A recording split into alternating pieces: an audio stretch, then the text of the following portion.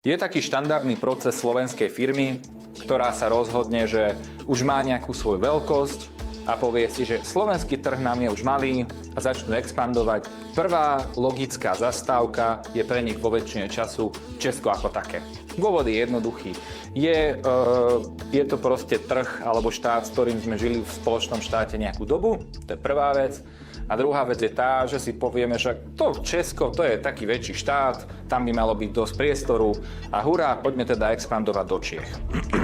Vec je ale tá, že po väčšine času tie Čechy možno nie sú až taký logicky dobrý dôvod, ako sa zdá byť. Dôvod je jeden, a to ten, že keď po väčšine času z našej skúsenosti porovnávame firmy, ktoré možno sa rozhodli, že expandovať do Čiech versus napríklad do Maďarska, tak väčšinou ten rozdiel je proste v tom, že napriek tomu, že Čechy ako trh sú nám jazykovo bližší, ale čo sa týka filozofie a spôsobu rozmýšľania, Česi rozmýšľajú skôr do Nemecka a my rozmýšľame skôr smerom do Maďarska, alebo Maďari teda rovnakým smerom.